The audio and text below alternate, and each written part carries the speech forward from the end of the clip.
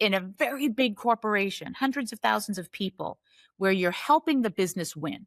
regardless, Yeah, right? yeah. It's all about results because if you don't have results, you're not going to have a need for the workforce. However, you're driving those results and helping the business win one employee at a time because everyone collectively is making that happen. Yeah. Hi, everyone. This is Christine Miles. Welcome to Shine a Light.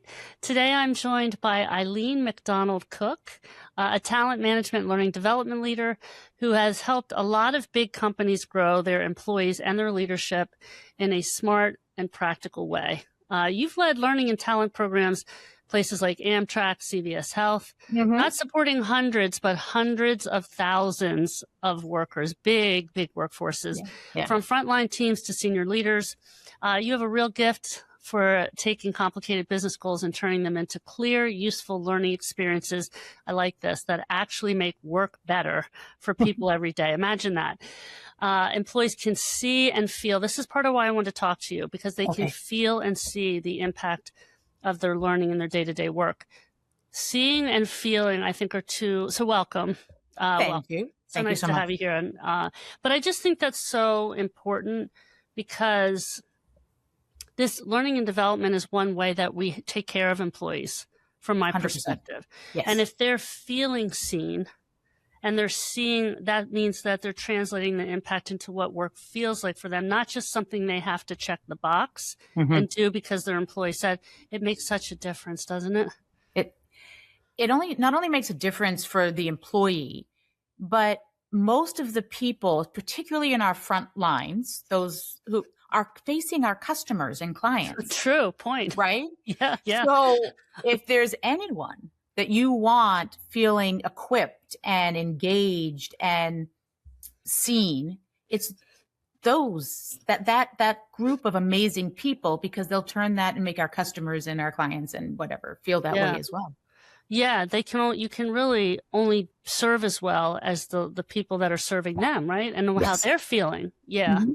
Yeah. yeah. So how did you get into this line of work, Mhm. right? So like, Good not question. everybody starts, training hundreds of thousands of employees. So yeah, No, and it's take us not back. as if when in high school when you did the way back when those like quizzes Yeah, that told you what you should do, sure. um, L&D leader didn't come up on that. No, it wasn't. It wasn't a thing. No, it wasn't, It's a right? thing now, I'm sure. It is, and Okay. you do come across people that have chosen that as a track, Yeah. which is great.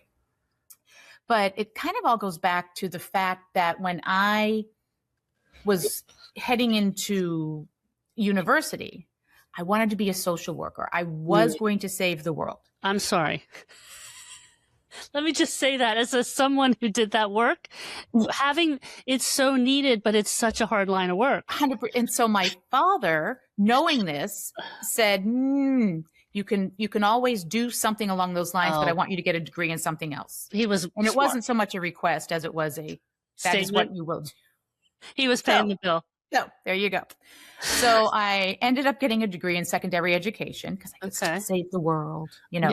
through the Okay. children. Interesting that And that was a veering off. That's not what he he, fell for that. he wanted me to go into business. He really Okay, I did. was going to say that didn't sound like that No, was what he was rooting for, well, he but okay. wasn't. But I think mom probably had a few conversations Okay. with him. Good for And her. so here we are. We end up graduating with a degree in secondary education. But I was living outside of Philadelphia, and there was a very large, probably government subsidy to the welfare department to run programs Mm, to help those who had been displaced from work. Factories were closing, markets were changing, and okay. it was a job training program. So I started running it, At what which age? was remarkable because Yeah. I had yet to really have a job. But Yeah. there we I'm go. familiar. Yeah, I've been So there. Yeah. it actually was the most beautiful experience for me. I don't know about it, but for me, in the sense that when I looked at these grown-ups Mm, sitting in this room or coming to my program, they were vulnerable. mm, There was nothing, that wasn't something that they could take and I really fell in love with adult learners, okay. right? They But needed you and you needed them. 100%, right? To help start to unlock, oh, there's more than one way to Hmm. serve people, right? Yeah. And it doesn't always have it. So there's a whole bunch of different ways to do that. And this was one of them. Okay. But the key was that it wasn't like a training program for training's sake. It truly had a defined outcome. People were going to leave there equipped to show up better as they search for their next job or apply Okay. or want to Well, interview, whatever they it were in was. transition Exactly. and they And needed your help, and you were trying to help them ready for what whatever that was and for them. attract, I'm sure, right? So the whole gamut, like how that person showed up, basic grammar and arithmetic things in some cases. So it was really it was like a one-room schoolhouse. Wow. And so I took that with me for the rest of my career. Yeah. It has been kind of this light that has shown no matter where you can do so in any type of program, in any type of corporation, people still need someone to say, here's what I've noticed. Here's what I think you can do. And let me show you how to get there and or do that. Yeah. And in a very big corporation, hundreds of thousands of people, where you're helping the business win regardless. Yeah. Right? Yeah. It's all about results, because if you don't have results, you're not going to have a need for the workforce. However, you're driving those results and helping the business win one employee at a time, because everyone collectively is making that happen. Yeah. So Yeah. I love this intersection Mhm. of learning and development, or the performance enablement of the workforce, because you get to work at the intersection of two really exciting things. Wow. It's amazing how those first experiences shape us, isn't it? Like by Yeah. accident. I mean, You couldn't plan it that way. I was a home-based family therapist at 22, knocking on people's doors and going, hi. And I was so, the universe does a lot of the work sometimes. I mean, I was so Yes. ill-equipped and so differently equipped, it sounds like you, to be terrible and great at the same time. Right. About you? I failed and succeeded every day, almost for the same reason. 100%. Right. Yeah. And it's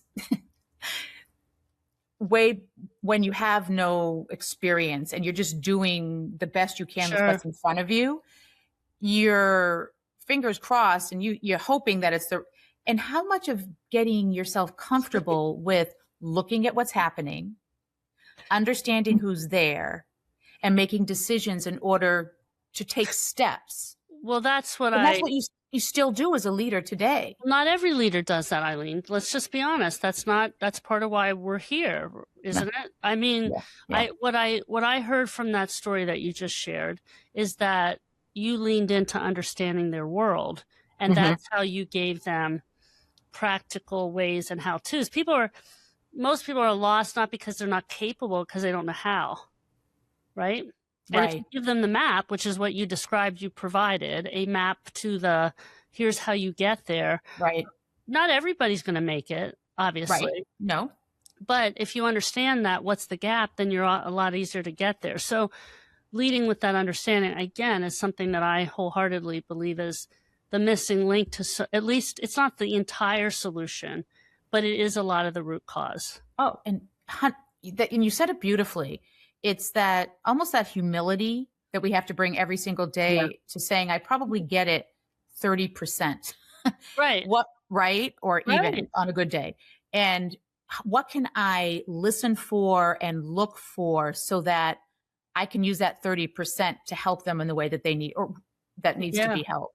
So where did this start for you? Because you started, and I love that your dad tried to get you to do a business degree or whatever he thought, looking out for you, because in some ways he's right. Not that social work isn't a great, but I spent a year trying to transition from the psychology world to the business world. And it was quite a hard lift. Right. It was really hard to translate some of the work I had done into exactly how I thought it could fit. So he wasn't wrong, but how much you would have lost if you had gone that route. Sorry, Dad. 1,000%. And I think too, one of the things I never thought of myself title wasn't your thing. no. And I could take it and do it here. I could take it and Yeah. do it there, you know, and Yeah. that I think that either lack of awareness, I'm not sure what it was, just allowed me to pull the thread through regardless of where I went. And I think that's something that I know my children who are, you know, at the cusp of starting their careers, you want to know, so what am I going to do? Right. And they, you know, I'm going to do this forever. Oh gosh, no. Well, that's kind of what drives, and I'm digressing for a second because I want to get back to you, but it's so interesting that so many of the degrees nowadays are they're job titles. Yes, very They're much so. not, and I think, wow, what if you don't want to be a hospitality and management person when you're 30 instead of when you're 20, then what? So it feels very limiting. I think we do. And this, we're going to get into this, is how I'm sure you approach learning and development and talent development, because if we pigeonhole so much, we can really labels make us get stuck, don't they? But take us back to younger Eileen, even like little girl Eileen. Why did you want to be a social worker? How did you show up differently? You're talking about showing up as a person. How did you show up differently than other kids? It's interesting. I grew up and went to elementary school in a neighborhood where I had lots of cousins, right? So there was a tremendous degree of comfort, always like with family and around the corner and all of that. But going to school where there weren't any in my classroom, you know, my class, I was a very, not shy, but I observed a great deal because it was so different. Everything was so familiar out, you know, in my world. A second language almost, because, you know, families have a second. Well, we do. Yeah. We still use it. Huh. Yeah. We do. It drives those who marry into us, it drives them crazy because we do have Yeah. Yeah. Okay. But so I think very early on, I became an observer and would come home from school upset because so-and-so got picked on. Yeah. Or, you know, and that's a lot of kids. That wasn't just me, but that really weighed on me. And I don't know that weighs on every kid. I don't even know that every kid notices it. Yeah. Right? And right. Well, because I did, and then my father's career took us and we moved from that neighborhood. Oh, wow. Where everything was familiar and, you know, all of that and all the cousins and everything. And I remember the first day at my new school in 9th grade, great time to move halfway across. Yeah, sure. Thanks, Dad. Awesome. Yeah. And well, at least they waited till, at least it was high school. They didn't do it like your junior year. I'll give them that. No, they did that to my brother though. Wow. So that we can do a podcast with him and how he's recovering from that. But I sat alone at the lunch table because I knew no one. And it was like the worst feeling ever. Yeah. And I remember thinking, I don't want anyone ever to sit alone at a lunch table. Yeah. And even when I was a teacher, I did teach in public school for a while. I would see someone sitting alone at a lunch table and I would go grab a kid I know. Good for you. Say, I'm going to go ask him what his name is. Because I knew if I sat down, that would make it worse. I was a teacher. Sure. That's not going to help. Yeah. But that inclusiveness and that ability to observe what needs to be different for someone or different than the way I approach so that they will feel seen and included was really important. And when I was teaching inner city kids, I realized that I didn't know what the heck. I mean, my image of middle-class America, this is you come in, you sit down, you open your book, then you go do your homework at home in your room. I didn't know what to do. They wanted to be welcomed. Yeah. So all I knew I could do was start class, every class, standing at the door and welcoming every single kid that walked in and knowing their names. And if they hadn't showed up for a while, being really excited that they were there. And then after that, wasn't sure what I was going to do, but they sure knew that the fact that they were there was noticed. Well, again, you're talking about seeing people. I'm just, so it's fascinating. And how do you do that with hundreds of thousands of employees? How do you, I get it and I admire it. And it's a love language for me, obviously, in terms of the line of work that I do. But How do you scale that? How do you Yeah. help? So you were at Amtrak last, Mhm. right? So how do you help? I'm a train, I'm the conductor, or I'm working Mhm. on the. How do you help someone feel Really seen? great. It's a really great question. And because at that scale, right, Yeah. it is it's not you're not calling everyone by name. No. However, what you can say, here's what people go to work every day to work. And to feel like your work doesn't matter, or the context of your work, or the environment that's not working with you while you do your work doesn't matter to anyone, is the worst way to feel or Yeah. have to exist. So what I do with my team, and the way I wrap our work, is you have to understand what matters most in doing great work. Mm. What really matters for someone to feel at the end of the day that they had less friction, they Mm. were able to do what's expected of them, Yeah. fine, that's the job. And what are we doing in order to make that even better? And if you do that, even if they don't know that you're the one, was our team Doing it. doing it or whatever it Yeah. is, that makes it a better experience for someone to do what they signed up for when they signed up to work for your company.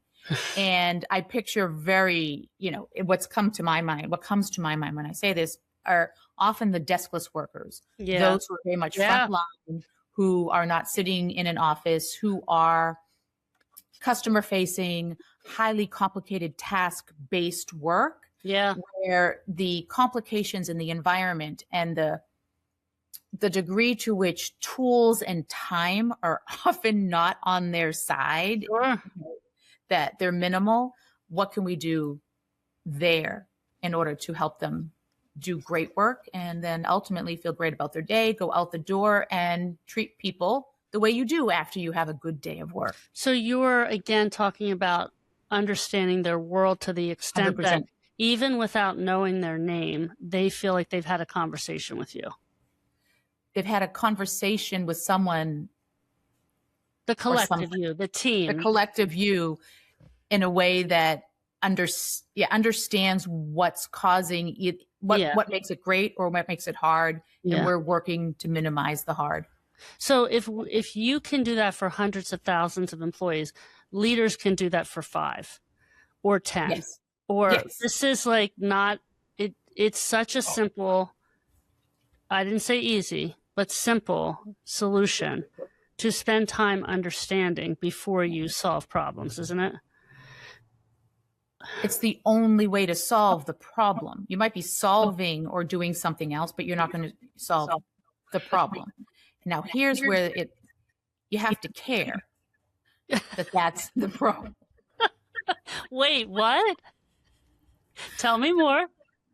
I think there can be, and we've all lived this. There can be an objective, right? Or an initiative or a strategy that truly is about cost cutting, because in order for the business, Sometimes you I'm making have this up. to. I don't have one in mind.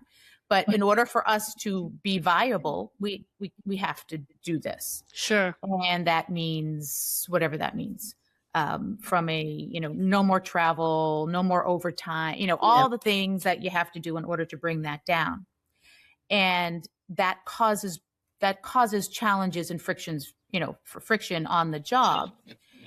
And I often watch leaders try to position it as it's not a problem. Like it's Or a it's great not, thing. Yeah. right. Positioning it so that people, if they just hear words that are happy and good, then that's what they'll Yeah. believe. We're selling. Right. Not understanding. And, they're not the same thing. right. So I think for me, you want to represent things in the best possible light, but you also want to be real and be a truth teller. And I often tell my team, we often have to be the truth tellers for folks. And if you make it, if we don't have the time, or we only have X percent of the time, and we only have X percent of the team available, and that's fine.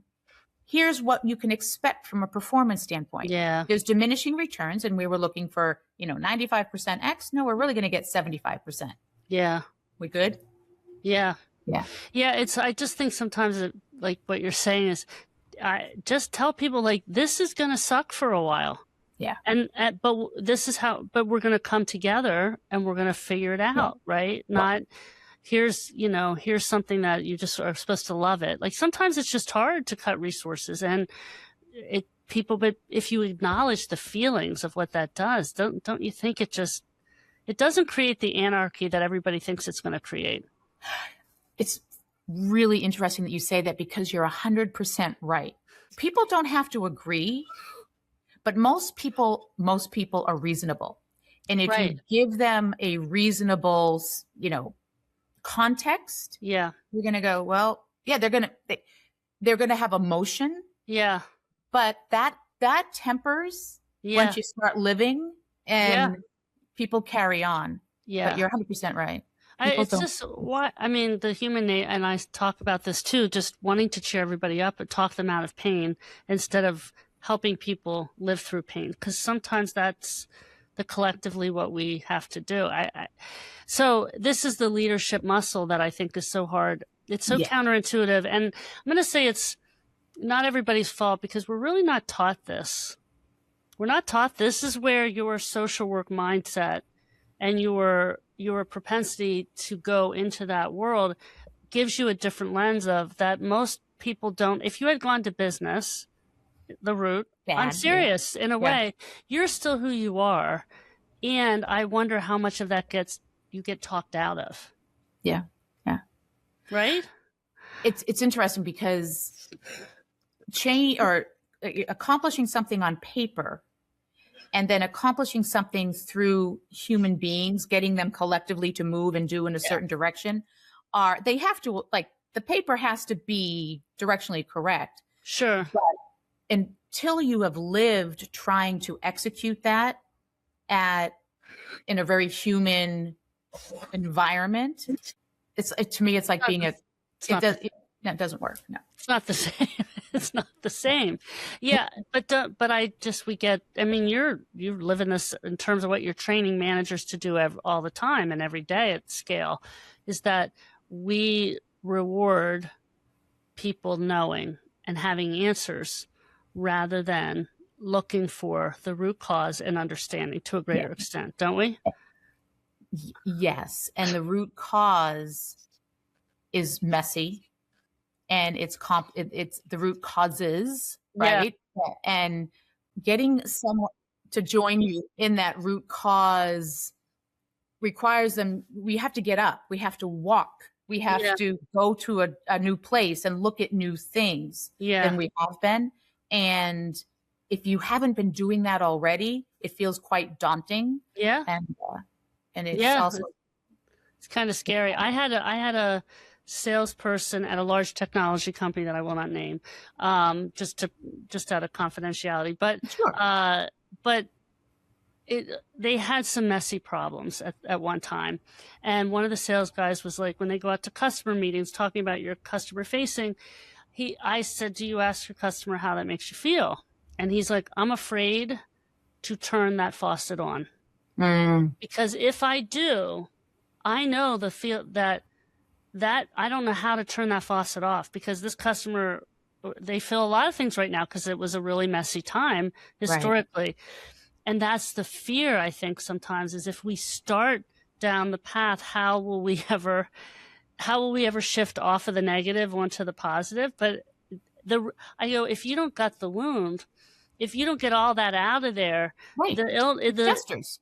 It festers. I know a little bit too much about it. I had a wound infection one time physically, and it was terrible. And it was part of my accident story. But I learned, like, if there's a little bit of infection left, it will kill the body. It will kill the organism. And that's what I think happens when we're not getting to that, whether it's the emotional root cause or the root cause of the real problem, or telling people that, like you described so nicely, it doesn't have to always feel good. Right. We just need to tell them the truth. That's part of how we remove that infection to help a healthier organization and organism to thrive, right? it's interesting because the faucet will stop dripping after a while. People once it's uncomfortable and it doesn't feel productive because you're wallowing and you're wallowing for a while.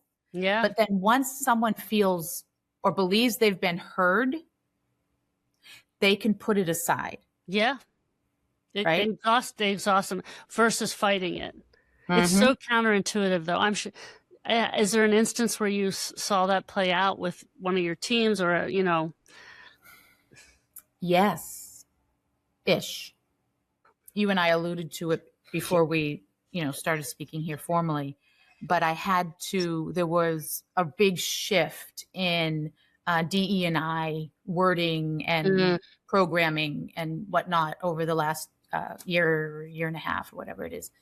And I had to be part of delivering the message that certain programs, the ERG, it's going away. No secret that they were cut, and it's not happening, right? Exactly.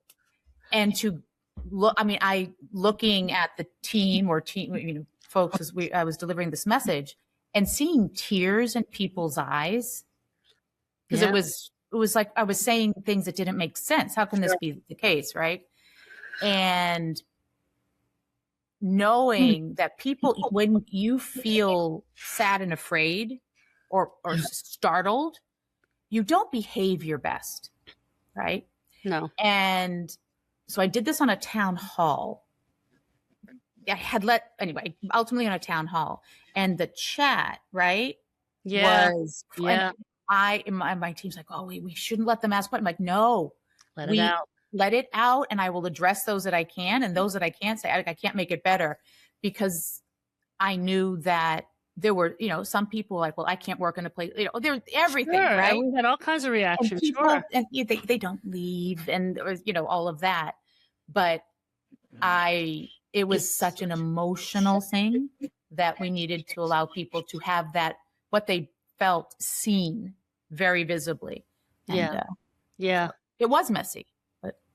So you actually said, I wish I could take that away, and I can't at some level. Wow. Yeah. What was the response to that ultimately? So it's really interesting because people carried on. So that's how I take it as the response, right? I remember getting some, that was great, thank you kind of things. And then I've got, some people, do you not understand? Because I'm representing leadership. So it was mixed, but it was the only thing I knew to do, because I wasn't going to put it in a memo.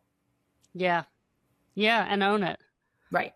I mean, you can't, this is, even when it comes to listening, I want to share this, if I may, because I think people, and the expectation is that when you listen, that means you have to do what people say. And I hear about listening tours and going out, and I think that's obviously not possible. That's like saying every time the customer has a complaint, you're going to give in to the customer and give them what they want. That's just not feasible, right? Oh, I shouldn't have to pay for this, or there shouldn't be, whatever the issue is. We just acquiesce, but it is a matter, that's where the dialogue starts. Let me help you understand why that is something we cannot do right now, or we'd like to do right now but can't, or why I have to tell you no. Listening doesn't mean that you're going to, that's the miss in this whole listening idea, is that, oh, you told me, I heard it, and therefore I will. It's not the next step. What you're saying is 100% correct, because you have told me what you believe and what you've experienced. I now owe you the respect and to tell you why yes or why no. Or why no. Yeah. Yeah. And I think a lot of the engagement surveys that we do every year and things along those lines, right? There's lots of suggestions in them and things, and then it becomes, well, they don't do anything with what I've said. And it's because we haven't come out and said what we will do and what we won't do. Yeah. And why.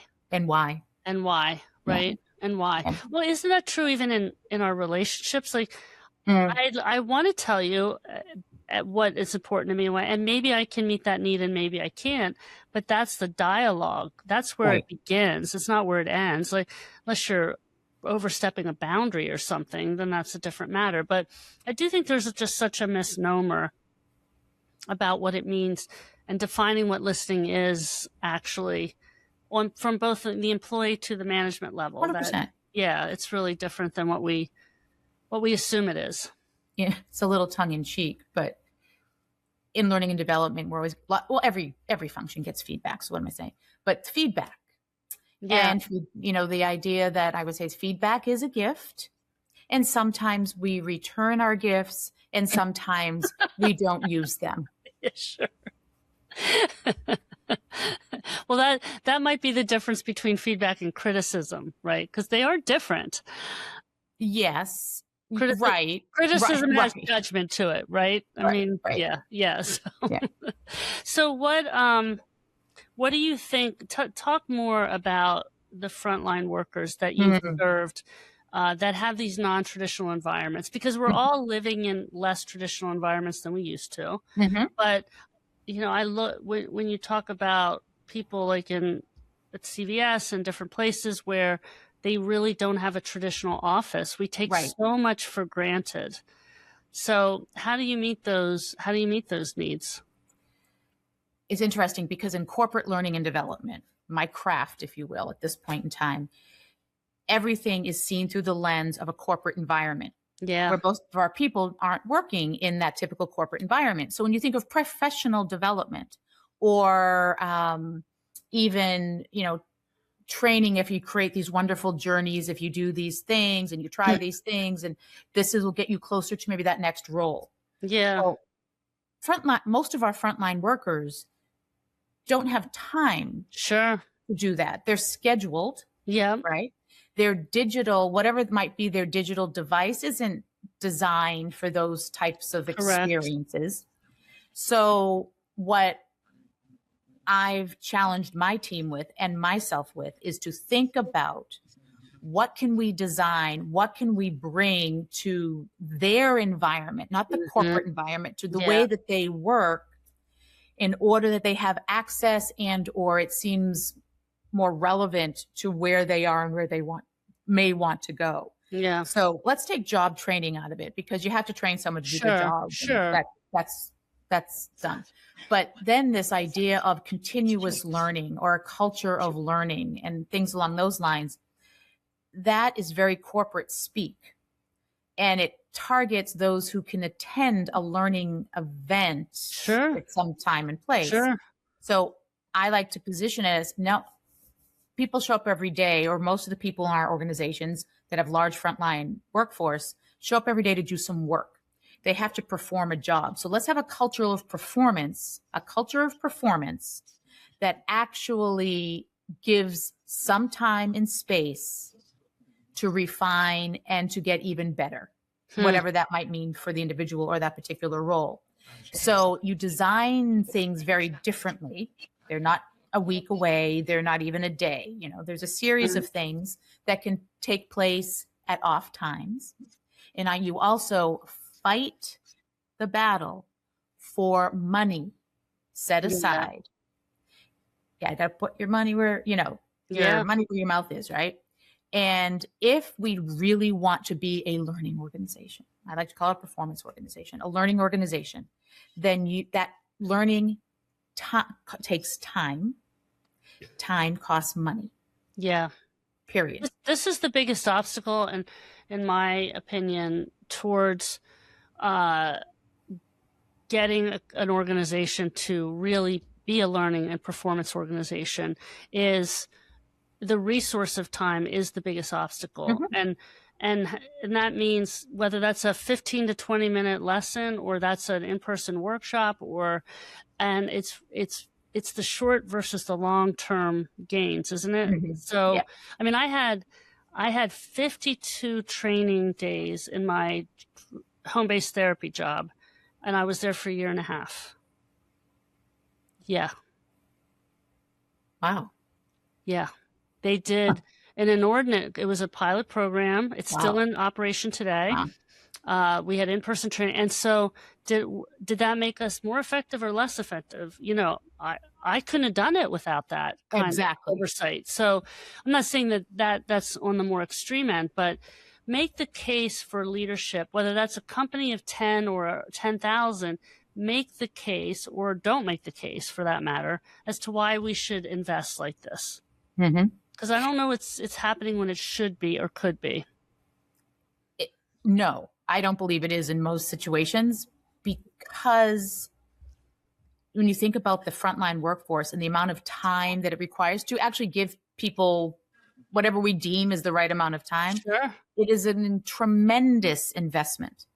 It is Yeah. a tremendous investment with, you multiply that by all those people. And very often what leaders believe people should develop or become better at doesn't resonate Yeah. often in a different environment, right? Yeah. So there's a lack of alignment, not just on time, but what matters the most in someone's progression in their career. Yeah. Yeah, I do want to let the organizations off the hook a little bit in terms of this. I had a call with a leader of an organization last week, and she's actually giving the workers the time to do an investment in how they grow their own careers and so forth. And some of it is, even with that time given, that the worker doesn't want to, the employee doesn't want to do that work either, because they have other things they could be doing or focusing on, or so this is a two-way problem. There's no question. And here's when I go back to performance. If you have a culture of performance and someone is performing well within the clear guidelines of what great or good work looks like, and they choose not to participate, I mean, if it's required for their job, again, that's a different conversation. But we know there's lots of training and development organizations where that's a battle too. We know it. Yeah. But if someone is performing and they choose not to do more. Yeah. Okay. Yeah. Now, what an organization may decide is the way we approach customers or the way that we work, interpersonally, that is a requirement of our job now. And then you take it from that. Right. So you build it in. Then you build it in. Yeah. Yeah. Yeah. I just think it's so helpful when organizations look for a growth mindset from before they hire and make that part of their cultural norm. Is that that's the kind of people that we want to attract, is someone who has a growth mindset. Right. And it's so easy to see that in someone's data. They do extra projects. They do take some courses. They, participate in it's there all over the place if they have it. Yeah. Or just, I want to learn more. Like even that, like just, I'm the person that I want to own my own growth and development. Now I'm the person that went to tennis camp to like fast track it, because I'm not satisfied to get it just a little bit at a time. But I think there are opportunities, and this is, again, I think a gap that managers and employees can own themselves. You could say to your manager, I had a client about a month ago, and I said, what do you want to do to develop yourself? What can you ask for to develop yourself? Because I think we need to own it as employees, as well as leaders need to help employees bridge that gap. But I don't know that it's okay to ask too. It's okay to say, I want to grow, and here are some ideas I have about what do you think? Sometimes those things cost money. Sometimes they don't. Oh, I think most of the time you could do that very economically. I mean, great work and people are all around us. Yeah. Leverage your organization. Yeah. Yeah. Yeah. So any advice for leaders in this struggle? Any advice to how to help get that buy-in? Yeah. I think people are more apt to feel comfortable doing something as vulnerable as development. Yeah, it is. Right? It is. You're saying, I don't know how to, or I need to do this better. And that is a vulnerable thing for a grown-up. Kids are better at it. I don't know. Yeah. But for a grown-up, is that it becomes a muscle right? It becomes something you get used to Sure. managing and dealing with. So the more that we can start it for like that kind of that, like that starter sentence, right? That gets people started writing or something like that. Be prescriptive. Say, here's why don't we try this? And it's only 2 weeks or only 3 weeks. Build things that are very bite-sized and easy for people to start. Mm-hmm. And then they will become more comfortable doing that and realizing it. Here's where I'm challenged with organizations that say, well, your development, your career growth, you own it.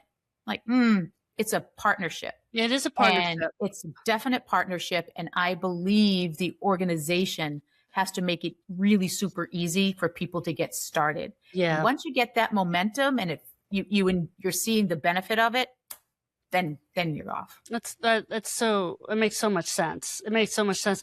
And, I think even just having conversations, we spend so much of the time in meetings talking about the stuff we have to do, which is important. But if you just spend 10 to 15 minutes some days talking about what did we learn from this, or what did we, you build that into the language, then people get that muscle build a little bit and it becomes easier too. Just like you said, small changes make big differences, don't they? They sure do. Yeah. They sure do. Yeah.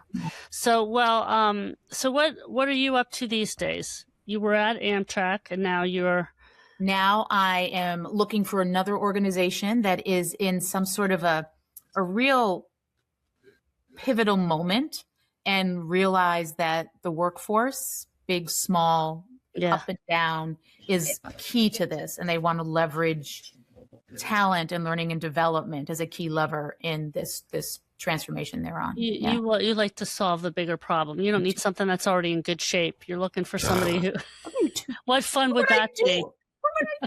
Right. So, when I look at where I am the most energized and make the biggest difference for an organization, it's where they need to reimagine how talent and learning bring the workforce along on where they need to go. So that the workers can feel seen and improve their day-to-day work, right? It's like you started.